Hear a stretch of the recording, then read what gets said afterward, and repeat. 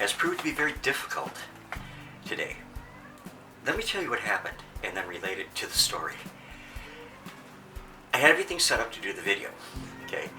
And I walked out of the room for a moment and I heard my tripod crash. And I came out in the dining room where I'm shooting this, and it was laying on the floor with the head of it broken off. So I wasn't a happy person, but I had another tripod down in the basement. I don't like it really well, but I had another tripod anyway. So I went down to the basement to look for it. I just had it the other day, mind you. Nowhere to be seen. So I searched for a good half hour, 45 minutes, and finally located it and shot the video.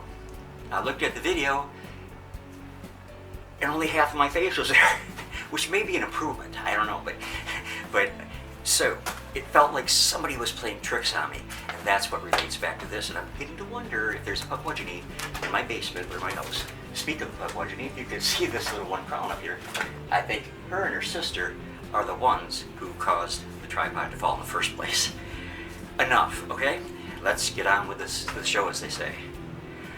There are a great many Native American stories about giants that at one time also lived here in North America. Equally as interesting, though, are stories of the little people, very small in stature, and none of them are very congenial. And I want to tell you about two cultures who would appear to have had many distasteful run-ins with these little people. The first has to do with the Shoshone Indians. The Shoshone Indians lived across the upper tier of the United States and the southern tier of Canada. And the story was told, that I'm going to relate to you, was told to a Christian missionary who had the foresight to preserve it in writing so that we could enjoy it today. He wrote that in the area the Shoshone lived originally was shared with little people, which the missionary referred to as pygmies. They were said to be childlike and quite irresponsible, but were highly gifted in qualities that enabled them to secure food, as well as skins which they used for their clothing. By nature, they seemed to subsist quite well, under conditions that were often quite unfavorable. But they were very stealthful at stalking, and it served them well, and great fighters to boot. Their main weapon and security were arrows that had been dipped in poison. And with their unerring aim, these arrows meant sure death and were used to pick off invading Shoshones quite rapidly. Now, the Arapahoes say that they were also cannibals. They hunted their prey, and upon success, they would, it's not funny, I don't know why I was chuckling, but they would carry their victims to their homes or houses hewn out of solid rock in the deep canyons, and there they devoured them. Now, they might have been friends with the piasau bird that I told you about a few weeks ago. Remember the human flesh-eating bird of southern Illinois. But anyways, at the time the missionary was among them, he said that the houses of the little people were still able to be seen in the depths of the mountains, and also that many of the skeletons had been found. One night, with brilliant moonlight, a daring pygmy gave chase to a big Arapaho Indian man. And the Arapaho brave came to a narrow stream, and he leapt over it with no problem at all. But the little man stopped at the edge of the stream, and he stared at the moon and the stars reflected in the still waters, and thought to himself that it was too deep for him to cross. And so he returned to his people, and the Arapaho brave escaped unscathed. The Shoshone described them as looking a bit like our Santa Claus, although I don't see the similarity. They were usually clad in goat skins and always carried a great quiver of poison-tipped arrows on their backs. And the missionary told that a Shoshone brave had seen one walking on the edge of a very high cliff, and he heard the little man cry out like it was like a frightened child, terrible crying out. And he saw the problem. The pygmy was being mercilessly attacked by a great eagle. You would think that the Shoshone would have wished the eagle bon appetit and watched as it tore the little critter apart. But the Shoshone brave had compassion, and so he risked his own life and climbed up the rocks, and he drove the eagle away, saving the little fellow. And the little guy expressed deep gratitude to the Shoshone brave for before saving his life. It is said that it was nearly impossible to kill them. Well, unless you were an eagle, I guess. However, they were so tormenting to the Shoshone that the Shoshone became determined to get rid of them, somehow, some way. And indeed they did. They destroyed all of them, according to mythology. So they made war on them and did exterminate them. They trapped them in a great gorge or canyon, through which a stream ran. And there was no way to escape the canyon unless the unless the little men and women and children rushed back towards where the awaiting Indians were. They had the path blocked so that the little men and their families could not get out of there.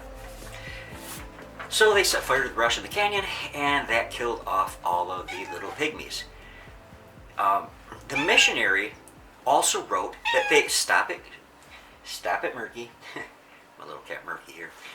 The missionary also wrote that they could be invisible generally, and were almost always in the woods or in the shade of the canyons. And he told also that the little ones were thieves, but they stole vegetables, and they would also leave a piece of venison in payment for the vegetables that they stole. So there was somewhat of a moral compass there when it came to thievery, but they paid what they thought the vegetables they took were worth. Now let's leave the Shoshone and travel to my neck of the woods. In the woodlands of the Great Lakes region, the Native Americans believed in a little entity known as the Pakwaji, and he was about as friendly as the Shoshone pygmies were. The Pakwaji was a trickster, always, it would seem, looking for ways to be mischievous and cause problems for the forest dwellers. They have been described as gray-faced, large-eared, fiercely independent, and not too fond of the humans who shared their land. They are said to have powerful magic, and like the Shoshone pygmies, they hunt with poison-tipped arrows. And it was best to avoid the little critters if you possibly could.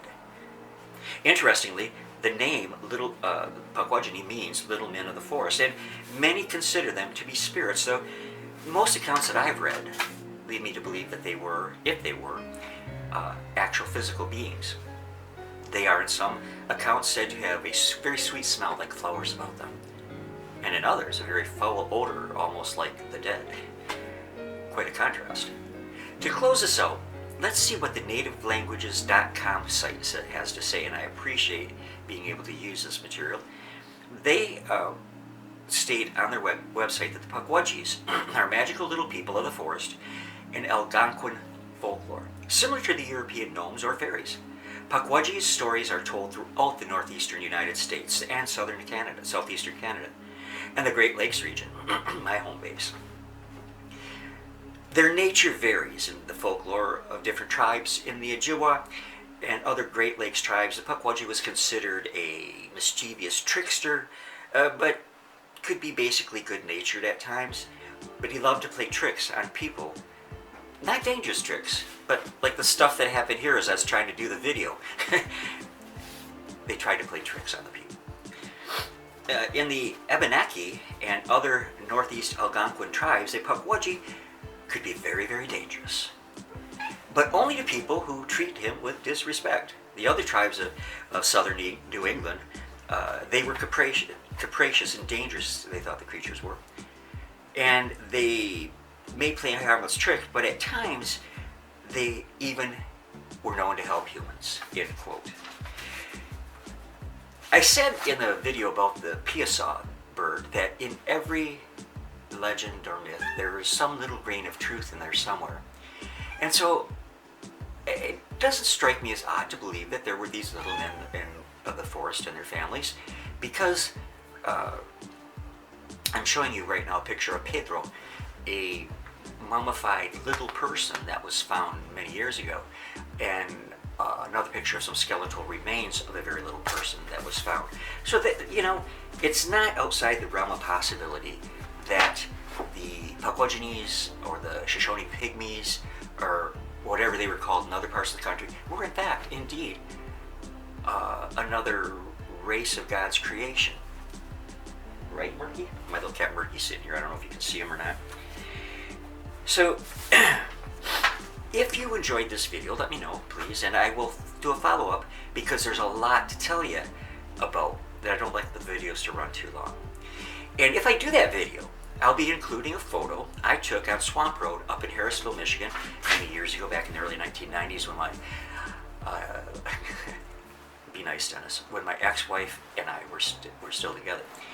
I took a picture, and there is what resembles the face of an entity in it. And I will show that to you if you want to see another video about the Pakwaji. That's all I got for you today. I hope you've enjoyed it. I love you all very much on the other side of that screen, and I just pray that you be safe, happy, and I'll be back with you again in the near future, God willing. Again, love you all. God bless, and have a